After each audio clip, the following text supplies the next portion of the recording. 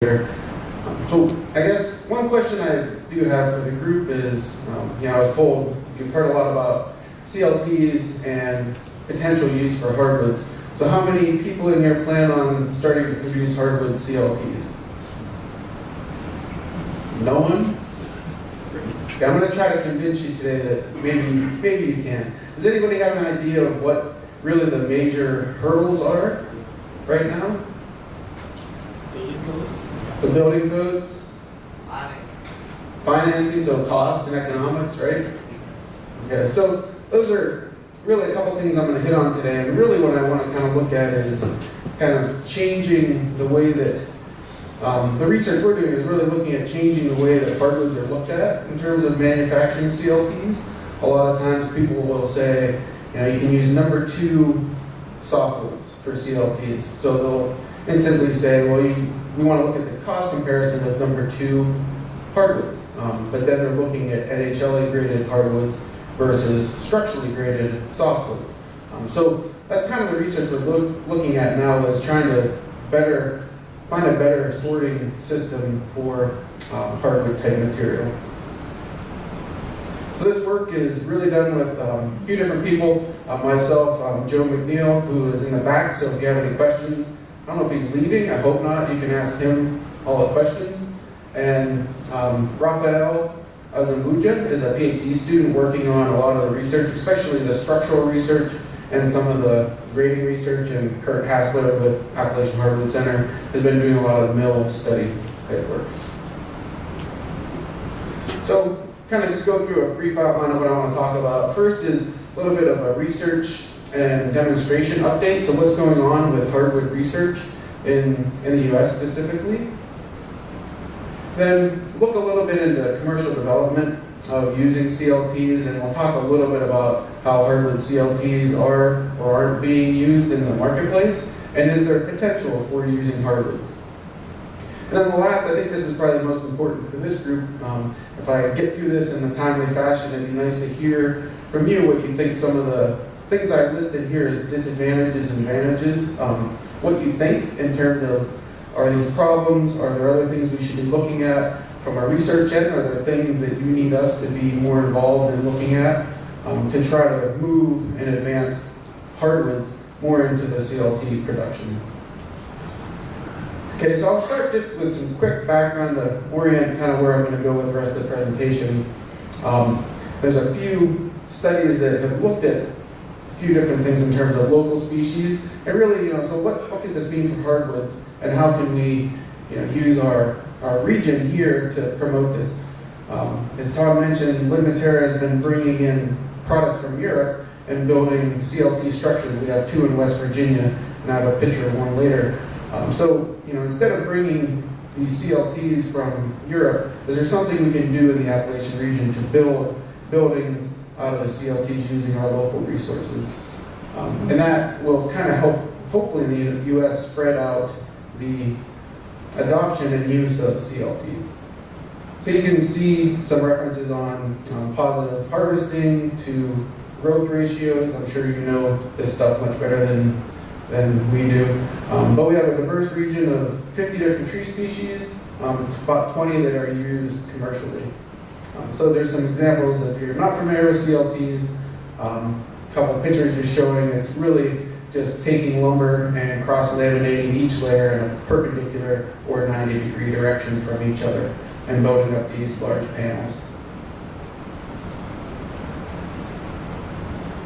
Okay, so someone mentioned that hardwoods aren't approved in the building codes or in the standards. So this is really one of the key hurdles that we started off initially looking at, is the standard that the building code references that allow CLTs to be used is ANSI PRG 320. Currently that standard only allows softwoods, and it allows softwood species over anything with a specific gravity of 0.35. And a lot of this is built off of glulam type research and work done in the past. So I have an asterisk by here because as I get farther down towards the end, I'm going to show you how there is potential actually today to get hardwood CLTs through this standard and certified to this standard. Hopefully there's a potential. Really the main things that we start looking at when we're looking at lamination material for CLTs are, we want to see what kind of board dimensions we can get. The softwood industry set up real well for this. Most of their material comes out surface 4 sides, and they can just take it off and replane it right before gluing and put these panels together. For the hardwood industry, it's quite a bit different. So one of the things we want to look at is what's available in terms of the marketplace, in terms of material, that we can start to use economically, hopefully, for making CLT.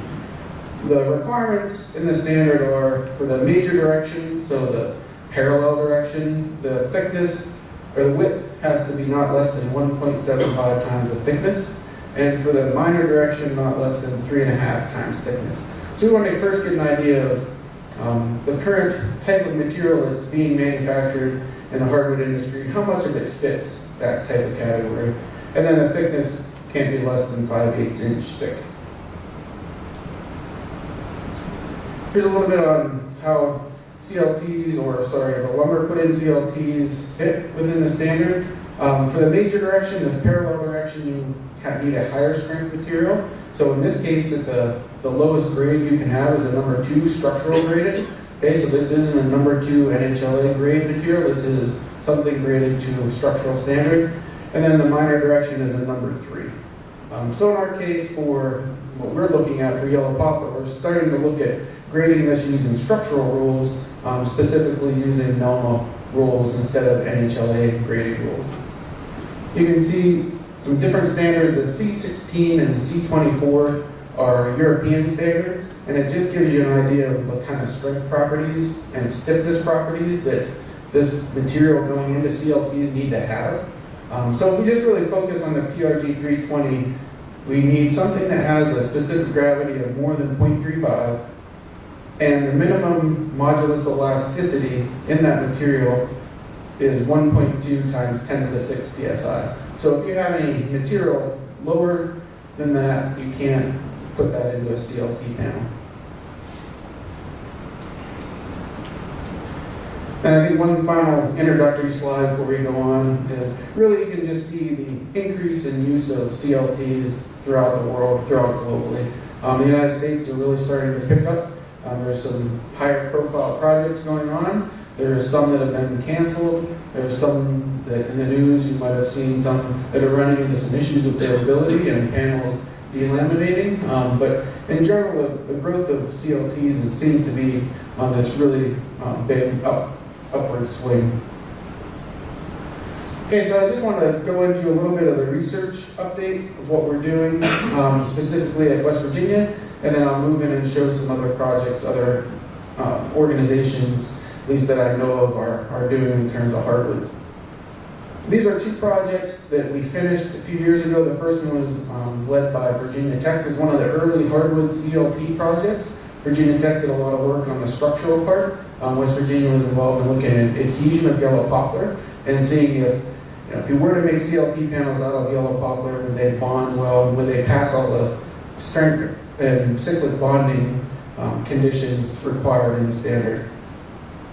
The second one was in 2014, we completed that one, and really that one we did a workshop, but the main thing there is we developed a press system, and we started making for the first time, at least in our lab, yellow poplar CLT panels and mixed yellow poplar and red maple panels.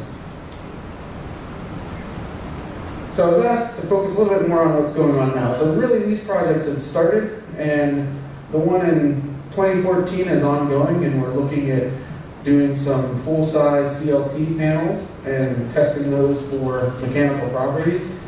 And then in 2017, we had a Wood Innovations grant where we're looking more from the mill standpoint. We want to find out what are mills manufacturing, what type of materials available for potential use in CLTs, and then probably most importantly, how can we grade and how can we better sort low-grade hardwood lumber to be moved into a potential CLT market. And then another one that we just recently had funded is really looking now at the structural properties, going to start making panels to try to get data to get them inserted into PRG 320. So here just are some of the objectives overall of those ongoing projects. First is really look at what species that we can use from the Appalachian region. Again, look at the dimensions and grades that are available and how much of the percentage of what we consider our potential lower grade material, what they look like, and how much of that we can use. And then we want to determine the structural grades of these, not going on face or appearance grade, but going back to the structural mechanical properties and see if we can't actually move those up into a real high strength category and maybe start making our panels even thinner than our competing other type of panels. And later on, we're going to start optimizing how we're doing this layup and then start looking at demonstrating this technology in a mill facility and then try to build a demonstration project from that. So we just started off with some data looking at that we had and then some early data that we have, just kind of get an idea. And we did this quite a while ago, just to look at what we could start making our CLT panels out of. So really, for us, the biggest category here was looking at yellow poplar. So we focused really on yellow poplar and we focused on maple. So out of those, we wanted to really see what kind of grades were available within there. And you can see here's pallet grade or 3 common and lower. 2 common is about 25%. FAS was 33%, but we're really not going to be making CLT panels out of this, potentially. Maybe an outside layer for appearance, but the entire panel wouldn't be made of something like that. So we really came down to, in both the yellow poplar and mixed maple grades, is we really wanted to focus on this number 2 common and pallet grade type material. We also want to know, again, what kind of width categories we can have. I mentioned those requirements of the width that need to be there for making CLT panels.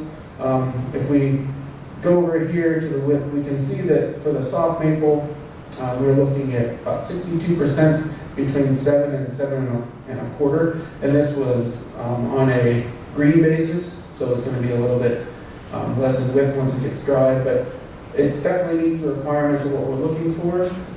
This can still work in some of the laminations, but we're really focused on this larger width. Same thing really for yellow poplar. It had a bigger distribution in sizes, but a lot of it was around this 7.25 type material, which was here. And then we had a lot that were around 8 inches. So those would work well for what we're trying to do with our CLTs. Okay, so I mentioned going from this visual grade over to a structural grade. So there's different ways you can do this. One is you can get a NOMA grader to come in and start to grade the lumber instead of using NHLA grades. Or you can start doing machine stress rating. And right now we're doing both. This past project that I'm going to show the results for here just looked at proof loading or machine stress rating. So we started with yellow poplar and red maple, number 2 common NHLA graded boards. And we wanted to see what kind of distribution they had in terms of structural properties. Remember I said you need 1.2 E times 10 to the 6 PSI to put these into a panel. So we wanted to see out of that type of material what kind of, how many or what the percent is that we could meet that grade. So we also did a vibration test, which is an acoustic test. You vibrate a board and it determines its dynamic modulus of elasticity, which works well. But we found that proof loading simply by just putting a load on each board to a certain deflection and calculating its elasticity is the best way to go. And there's commercial machines that are set up to do this at fast speeds. So here are just some results to kind of compare what we need to have for a CLT panel and what we found. So over here is our yellow poplar, and I guess if we go up to this chart or table a little bit better, you can see the mean modulus of elasticity was 1.7, and remember I said we need a minimum of 1.2. For our red maple, it was basically 1.9, and then you can see the distribution of what we had around 1.2, so less than right around 1%. So 99% of what we tested out of this number 2 NHLA grade would be something that would easily meet and move into the CLT standard. Kind of to give you a comparison of how does this compare to things that are currently being used for CLTs, here is a table from SmartLam, who manufactures certified softwood CLTs. And you can see they have different grades of material over here, and here are some of their MOE for their laminations that are going in there. So for some of their lower grade major strength direction laminations are using boards with an MOE around 1.4. So we're, with our yellow poplar and red maple, we're good. We're, quite a bit above that. We're at 1.71 and 1.89. So we're really kind of looking at this high grade that we can compete well, hopefully, with this high grade of softwood type CLTs that are being manufactured. That's why I said there's, in the past we've had a lot of projects that have just looked at number 2 grade hardwoods compared to number 2 grade softwoods and said, how do they compare? You really can't do that because you got to really start looking at the structural grades.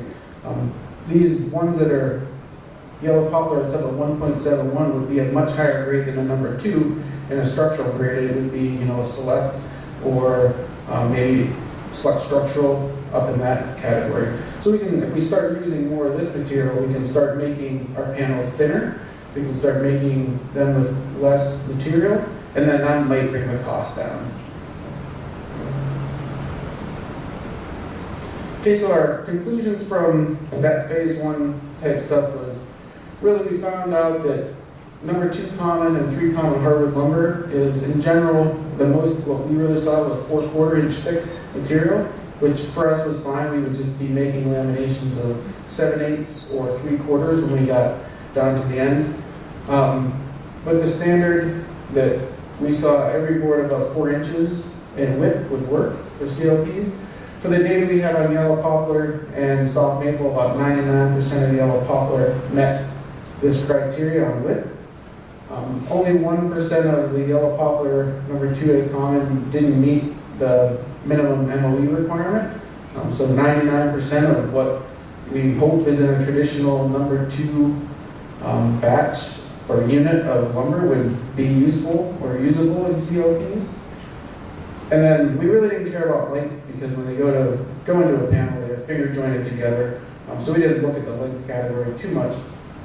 But the last thing I mentioned before is really when we start doing this economic analysis, we need to start looking at grading them differently and not comparing a number 2 NHLA grade to a number 2 structural grade. And something needs to be done. If you're going to implement this into your hardwood sawmill, you would need to have another grading system like NELMA, or you would have this machine stress grading system put in place.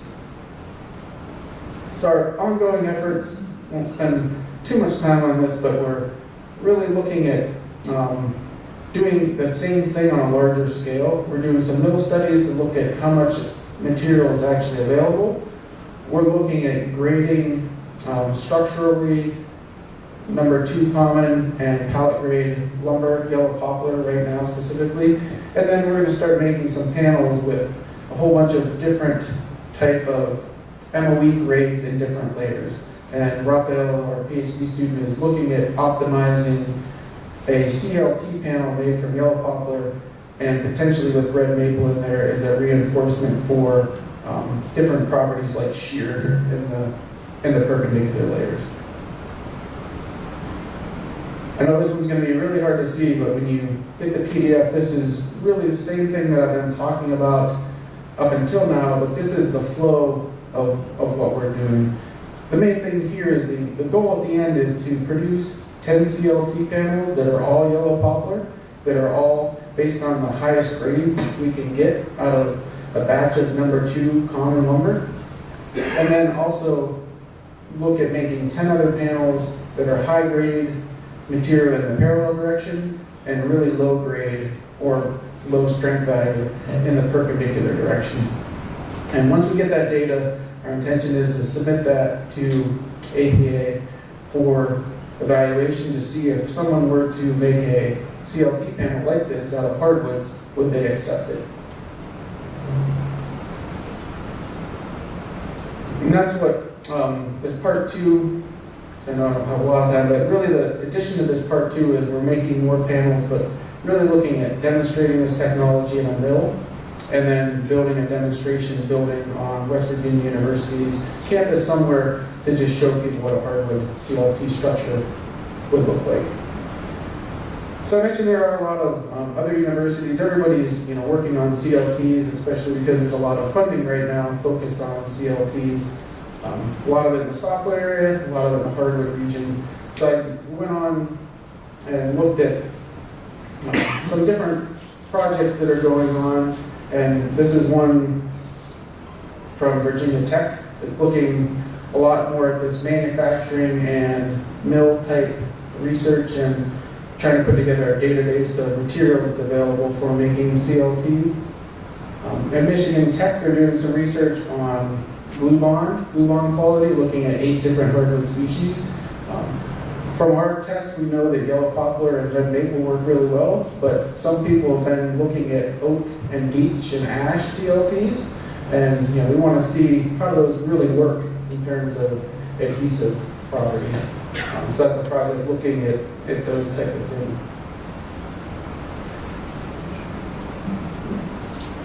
So that's a little bit on sort of kind of where the hardwood research is going, or has been going the last year. My guess is it'll continue to kind of go in the ways to look at how much material is available, but really with a focus on how can we move hardwoods in some sense into the marketplace, and especially get them to the point where they're actually approved and able to be used. If you're making, no one's going to make a hardwood CLT panel right now if they can't actually get them approved and put into a building anywhere. So just quickly on some commercial developments, just kind of a review of where we are in the United States on projects. There's currently 2 companies that are making certified CLTs. So the first one is Smartland.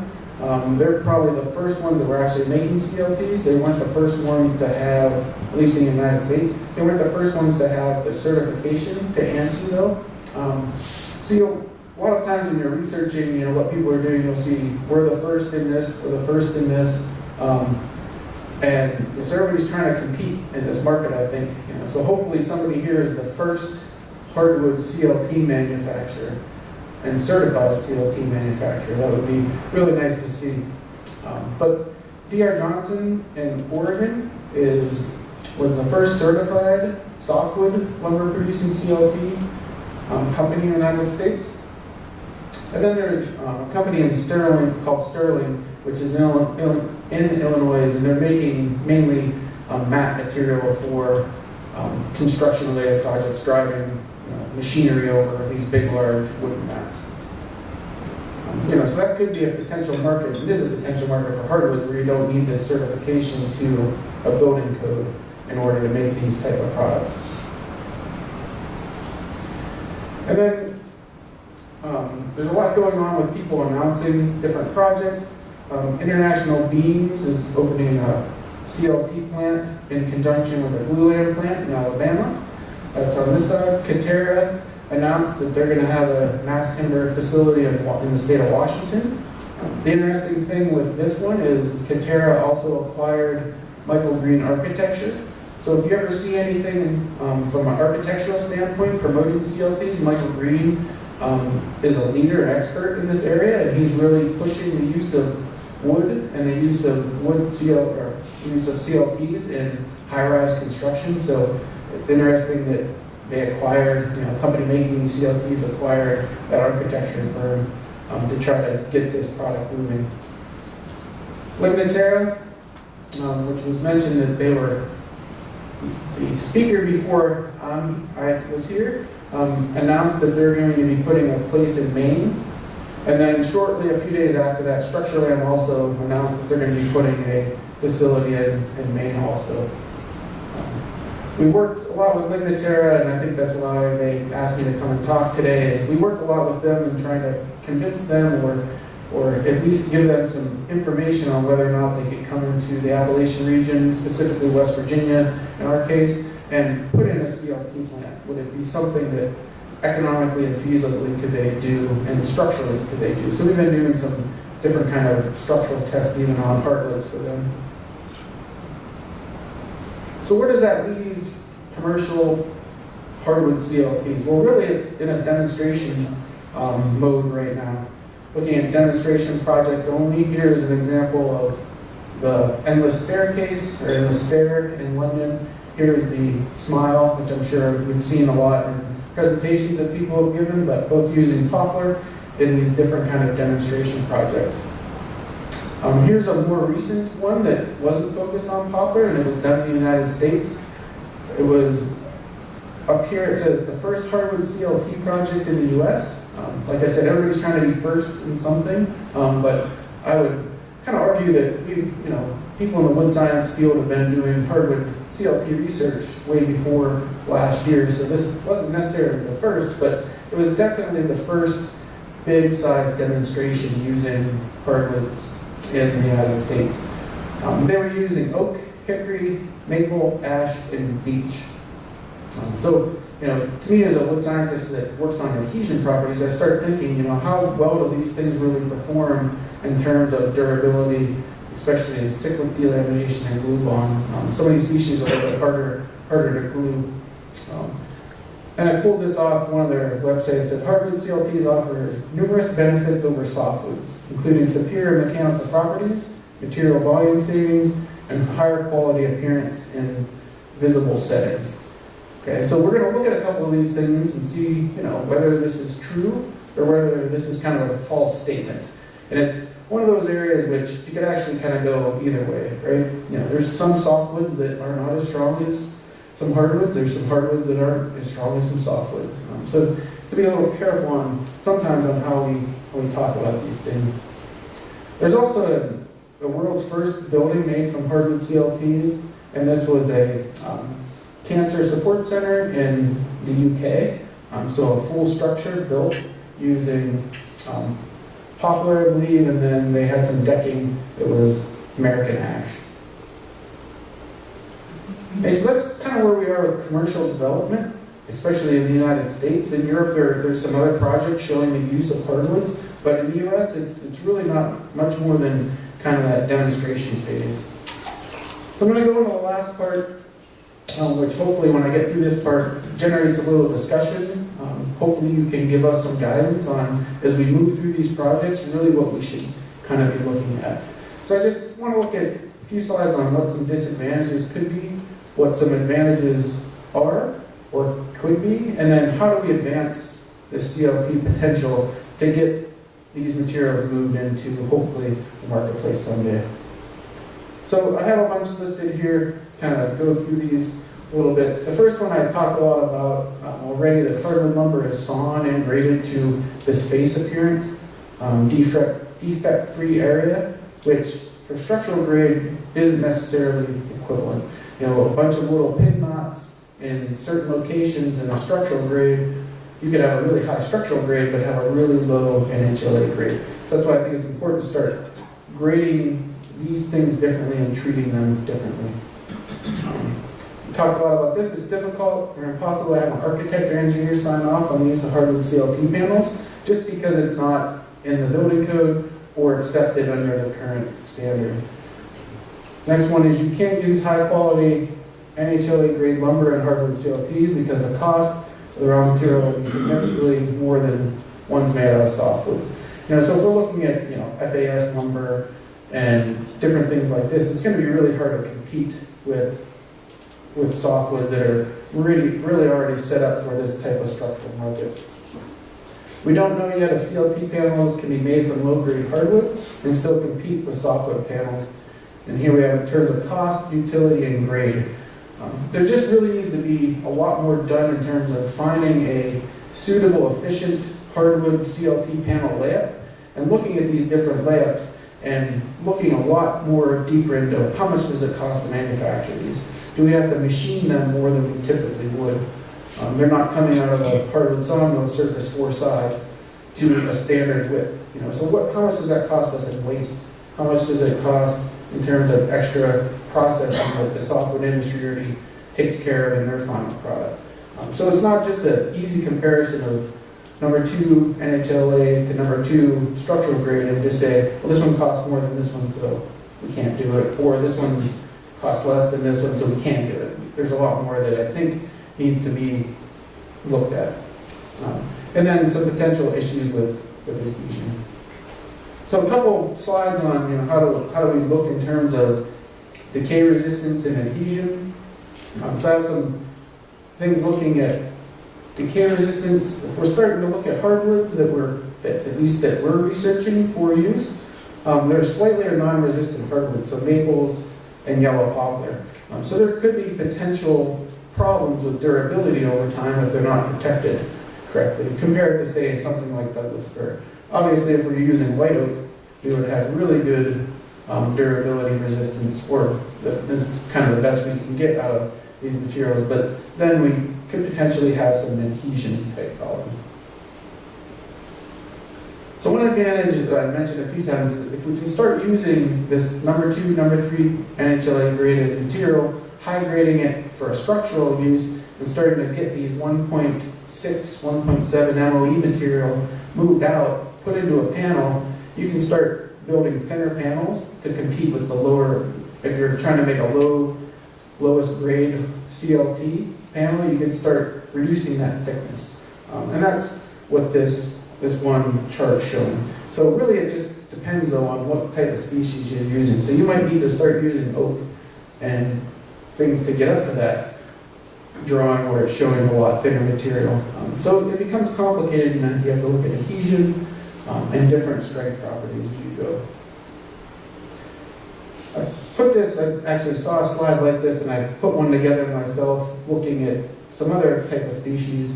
But really this gives kind of a good visual indication of where we are in terms of that minimum 0.35 specific gravity.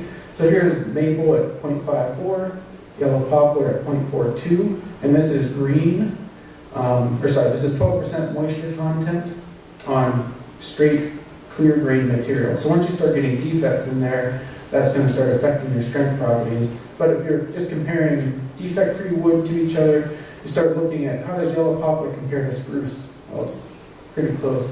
How does yellow poplar compare to Douglas fir, which they're making CLT panels in Oregon? Well, it's a little bit lower, but maple's a bit higher. Okay, so we can start just kind of using this as a selection criteria, but then it really comes down to the defects and what grade of material you're putting in that CLT. So I mentioned a little bit on adhesion. I went and looked at the oak, hickory, maple, ash, and beech panels, mixed panels that they were making for this demonstration project. And I don't really know if this is occurring, but if you look just at the image here, I can see some potential delamination in this area, potential delamination in this area. I'm not sure what's going on there. Usually you overlap those joints lined up in this area. So we just really have to be careful when we're doing these projects that we're doing a demonstration project using hardwoods, but we really have to be careful that we're not putting up something that will fall apart, that will give a bad image when we're doing it. So adhesion is really, really important. We start looking at what type of species bond well. So aspen bonds very easily, Douglas fir bonds well, yellow poplar, soft maple. So we're in the same range here with Douglas fir in terms of bonding. But we start trying to bond things like oak, obviously hickory, beech, ash. We might start running into some problems. And we really have to work with the adhesive manufacturers to come up with a good adhesive that's going to meet the requirements in the PRG 320. The cyclic delamination test in there is pretty rigorous and puts the panel through a pretty rough cycle. So I have just some opportunities in the last few minutes that I have here. Really some potential opportunities are that we can use currently what we're producing in low-grade appearance lumber, so number 2 and below, which we produce a lot of. A lot of this goes into the pallet industry. I think there's a really good potential to take a lot of that material out and run it through, structurally grade it, and move it up into a higher value category, and move that hopefully into a CLT market through this MSR grading. Obviously, CLT has a high potential for new construction. Some sawmills might be able to have enough potential to modify existing operations to produce CLT panels. A few of the softwood people build this in conjunction with a glulam plant. So they're taking lamb stock that would typically go into a glulam beam, and they're shifting that off into their CLT production. So maybe for a hardwood sawmill, it would be something that a dimension mill might be able to do, is start pulling certain material off and moving it over into a CLT production. Capital cost for CLT manufacturing are low to moderate. And then we have this potential, hopefully, to build stronger, thinner, more durable, and aesthetically pleasing, lighter CLT panels using hardwood. Those are potential opportunities and hopes that we can get there. So some last hurdles that I have here, and what's really sort of the problem that we have that we're looking at is we need a better understanding of the market, what that CLT market's going to look like. Prices for hardwood lumber and CLTs need to be competitive, especially in our area with southern yellow pine. Lumber grading techniques need to address the CLT manufacturing process. That's what we're trying to do through these wood innovation projects. We need to start viewing hardwood as something that can be used in traditional construction as a structural material and not just as a decorative type of material. We need to get over these barriers to inclusion in the PRG 320. And then we need to really stop making these economic comparisons on one grade to the next when they're using different type of standards. So here's one example of a slide that I saw that was part of a presentation that we had some slides into. And this is what I mean when it's comparing things. This comparison was done with softwood number 2 and better at $314,000, comparing it to number 2 4-quarter poplar at $510,000. Again, they're not the same thing, so we shouldn't really be comparing the two. In some sense, they are, if that's from a hardwood mill standpoint. If that's the only thing that we can send to a CLT market, in some sense, they are the same. But if we can regrade them and start selling them and marketing them as higher grade material because they have high MOEs, then they're not really the same thing. So there's just a lot of work in the economics that needs to be done. I'm not an economics person, I'm a structural and composites person, so somebody that knows economics a lot better, I think can tackle this problem. So some questions that I have is, as we go hopefully for a few minutes here in discussion, can the Appalachian region provide enough hardwood lumber to support multiple hardwood CLT plants? Can an individual hardwood mill provide enough lumber for a CLT manufacturing facility? If we consider an average CLT plant produces between 12 to 24 million board feet per year, that's how much they're using. How many average hardwood sawmills are needed to support a facility like this if we went to 100% hardwood? How much of the output is actually suitable for CLT production? Is it only that pallet grade lumber that's suitable? Is the market demand for all the other things high enough that really couldn't support moving that into a CLT facility? Do the current hardwood processing methods make sense for a CLT production industry? Like I said before, the softwood industry is pretty well set up for this. They're already making glulam, and they're surfacing 4 sides, and they're surfacing to standard widths, where the hardwood lumber is coming out rough and mixed width in a lot of times. And so how does the processing, extra processing, affect that? And then if you have others, I'd love to hear what those would be. So I have a few things on what can we do or what might need to be done. Just really kind of all the hardwood players coming together and really pushing to try to get hardwoods included in the building codes. That's really a big step. If that doesn't happen, no one's going to want to adopt using hardwood lumber in these CLT panels. So we need, from a research side, we need to demonstrate structurally that they're going to work, that they're going to hold up in terms of durability. But I think it's the industry and the groups around that are going to be the ones that can really push that into the standards. And then we're working really on these layups and testing to get them approved.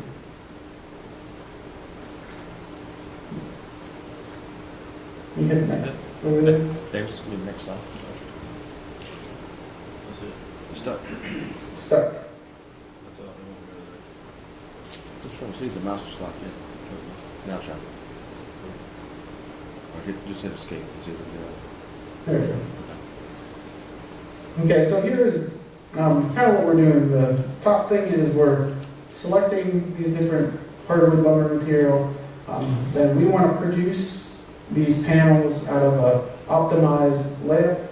And then really what we're going to be doing is submitting data to ANSI or APA and saying, would you accept this if a hardwood CLT manufacturer sent you data that looked like this on these panels, would you give them certification? There's a clause under there that you can make CLTs under a custom panel layout. That custom panel layout doesn't say if it's hardwood or softwood. So in my discussions with APA, they're pretty sure that they would accept it as long as you show that you met the minimum requirements. And it doesn't matter that it's hardwood. The problem is that you would only get certification for that specific layout. So if you did a 5-layer yellow poplar panel with 3/4 inch layer or laminates, and it was 1.4 MOEs everywhere, you would get a certification for that panel. If you try to make something different, you have to go through this whole process again. That isn't the way it works with the softwoods. They kind of do the max and the min and something in between, and then you get the certification for a range. So that is one of the barriers for us, but it doesn't say that you can't make one custom layout and actually get it certified. The idea is that hopefully, if they're telling you what is true, yes, you can under the custom layout design. So here's, the last slide is just our press that we have at our university. We can make large size panels. Here's some of the bending tests we did about 3 years ago on mixed yellow poplar and red maple. And one of the things we're doing with these tests is we're putting a 3D, it's a digital image correlation system camera on these panels, so we can look at how each layer is acting and bending. So we can start seeing if there's a lot of stress distribution in this layer, we can start putting higher strength hardwoods in there to try to fix that problem. If we're seeing failures here, start putting different materials in there. If we're seeing areas that are low stress, low strain areas, we can start putting really weak or lower mechanical property hardwoods in those areas and try to optimize this layout for, I guess, an economic sense in some cases. So with that, I'll take questions and would love to hear what you think about kind of where we should go with some of this research.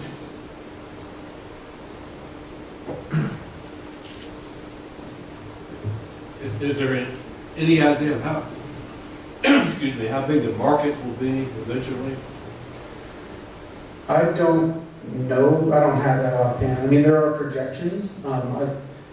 When I was looking for some data, I saw a lot of projections, and in there it had dummy data, and if you had $1,200, you could buy the whole report that shows what everything looks at. But it's expected to increase, especially, from my standpoint, I think the really tall structures, the skyscrapers, are interesting from a public view or public standpoint of, it's something unique and cool. But from a production standpoint, I really think the multi-story, hotels, apartment buildings are really where they're going to find a lot more acceptance. Have you tried different thicknesses for your laminates and which is stronger, versus a 4/4? Sure. 5 or 6/4? Yeah, we have. If you restate that. Yeah, sure. So the question was, have we tried different thicknesses in the laminate? So which one's stronger, a 4/4 or a 6/4, and the laminations?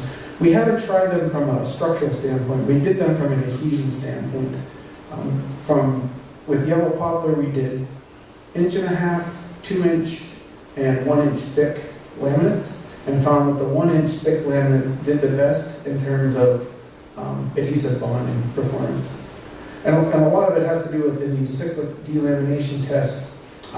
You get a lot of water put in there, and you take the water out really fast under high temperature, and we found that the thicker laminates had a lot more stresses in there, and were pulling bond lines apart.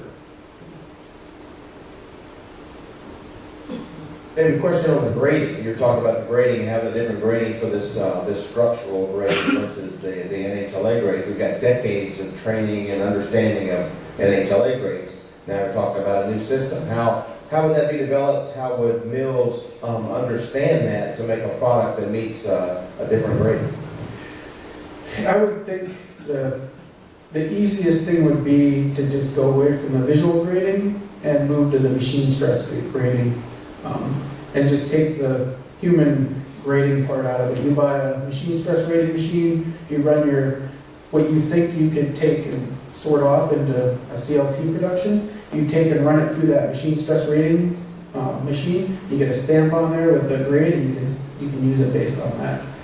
So when you're manufacturing even the softwood CLTs, you can do it two ways. You can use visually graded lumber, or you can use machine stress rated lumber. And my understanding is a lot of the a lot of the engineers and architects that are building like the panels that are made with machine stress rated material because they know what the actual MOE is and strength of that piece that goes in there. So, yeah.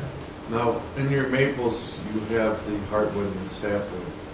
For your, the gluing, is there a difference between the hardwood and sapwood? There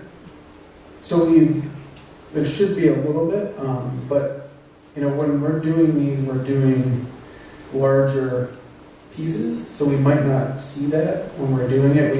We'll do a 12-inch by 12-inch piece to start, and then we'll go to a full-size panel. So when we take a sample out of there, we're not always getting 100% of each. So I guess, short answer is we haven't got that far. There's actually a interesting thing that you see when we do the test with parallel laminations, we get a higher strength value than we do with perpendicular laminations. We get the same wood percent failure, but we get different loads. And a lot of it has to do with the planar shear value it's dictated by the planar shear value in one of the laminations. So that's probably a bigger thing than looking at hardwood and sapwood. No, what's the difference between the hardwood, you talked about these buildings, a lot of them use steel, versus, the comparison to versus a truss made out of wood or the steel, the comparison. So the comparison between CLTs and a typical steel or concrete or typical, so in terms of cost, the CLTs, just on a cost basis of material, is probably a little bit higher. What people see the saving in is labor time. That these CLT buildings can go up a lot quicker. So where you're saving is in terms of that construction time. The other one is also, a lot of people are concerned with greenhouse gas emissions, or concerned with the carbon capture and sequestration with these materials. So wood has a favorable advantage in terms of that, especially these CLT panels, because they are capturing and holding, storing a lot of carbon for a long time.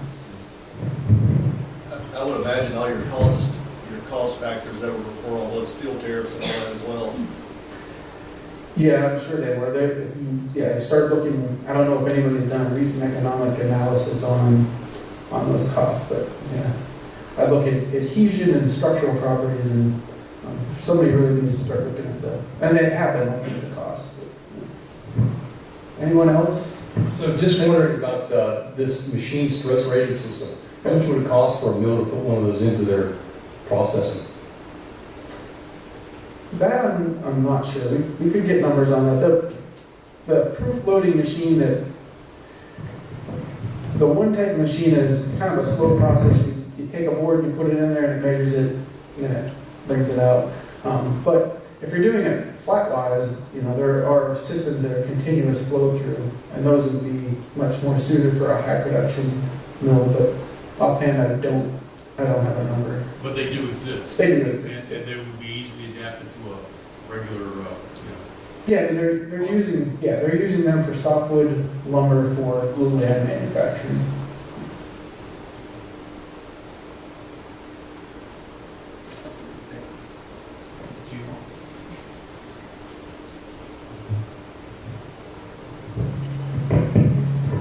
To jump in, somebody asked a question earlier about what the potential is, in the U.S., and obviously that's anybody's guess. I think it's huge.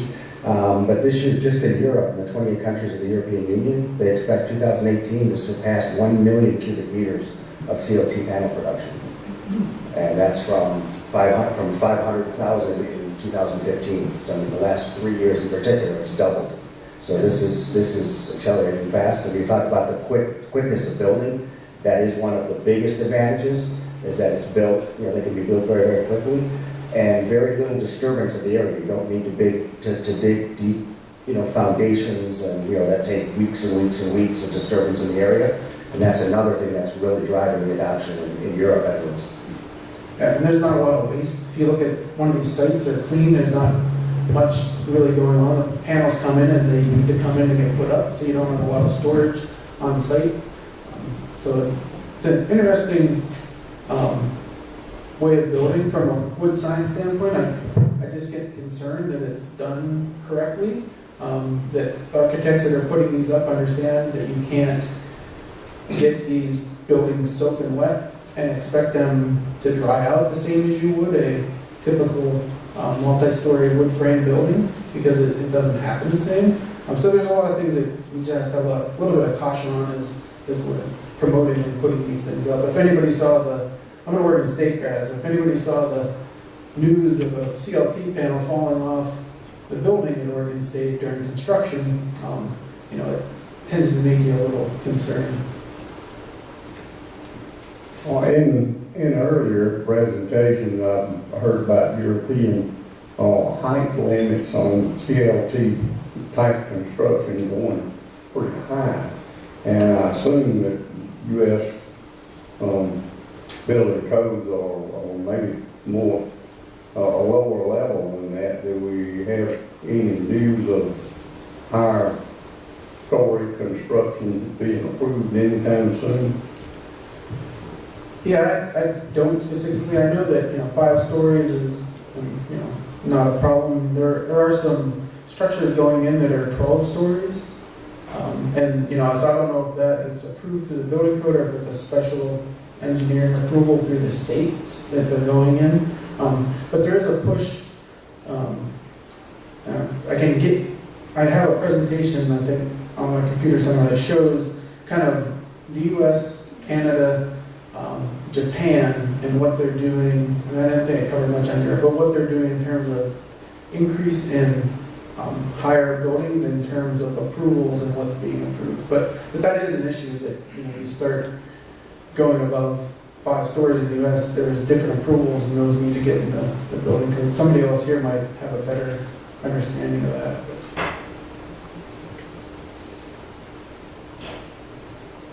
There are the approval process, and I don't know exactly the details, but they are moving through the approval process to have the taller buildings built over the 5 stories. I think it's 5 to 12 stories, or 6 to 12 stories, that will be added to the official building code. Anything that you see over 5 or 6 stories right now has to go through a special permitting process at the local level. You see a lot of that going on in Oregon. I know Portland has several buildings, and Vancouver has some buildings. There's been some I think those are the only 2 places that I know for really tall ones. They've kind of gotten over the first hurdle where the new statistics and stress levels, and et cetera, have gone through the first proposal level that has to go to a larger voting level in the next few months, so they're working on that. It's a pretty complicated program to get those building specs approved, but they are working through, and it seems like there's a lot of support for it within the APA, which does the building codes coordination.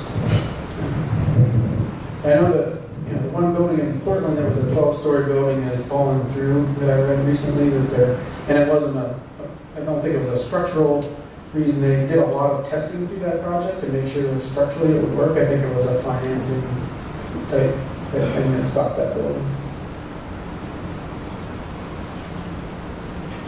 So do you think your test on the strength properties of maple and poplar, obviously you're up in West Virginia, do you think those are going to mirror the strength properties of poplar and maple down in, say, Lower Alabama? Yeah, so if we're machine stress rating them, and we have a decent correlation to their strength properties, then yes. If we're just going on defect location and visuals of where defects are, then no. And I think that's why the machine stress rating is the most important one, because you're getting an actual measurement of the machine stress rating. On top of that, you can also, there's another, when you're doing the machine stress rating, you can also look at the defects too in conjunction with that and start sorting out some things that don't look quite good. Well, so I guess the reason I'm asking that is just because of the difference in the growth rates in each region. Yeah. Is the specific gravity going to affect them that much? Yeah, I mean, that if it's going to affect if we have different specific gravities and they're affecting the MOE, we're going to see that in the machine stress rating.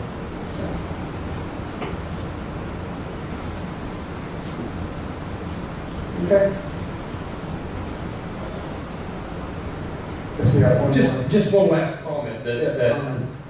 yeah, we've been sort of like preaching this for a while, and the issue really is, you can watch this happen from Appalachia and see it going on around you and not do anything, or you can get proactive about this process and try and get rid of some of your lower grade material at a better price and really produce something that's very viable architecturally. And it's really up to the companies and the associations to really make this happen. But it's not just a simple process of, we're going to go out and machine stress rate some wood.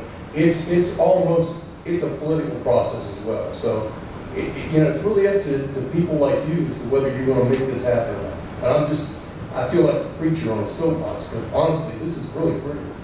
I think. That's all I think. All right, thank you, Joe. Any other questions? Thank you, David.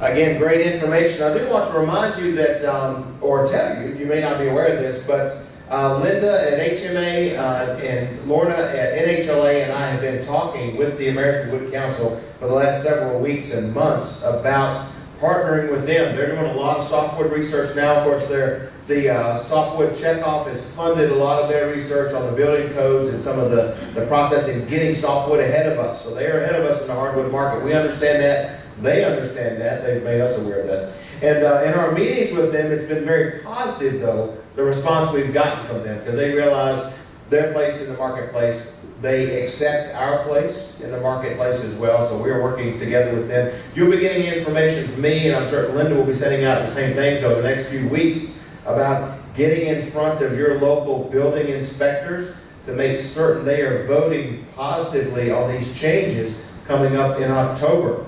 They have opportunity this year, and every building inspector that's part of that process has the same vote. So your local guy has the same vote that others in maybe more urban areas do. So you need to make certain your inspector understands what this process is, understands the benefits that it can bring to the building industry, but obviously the benefits to you as a producer of the lumber that could go into this product. So we'll be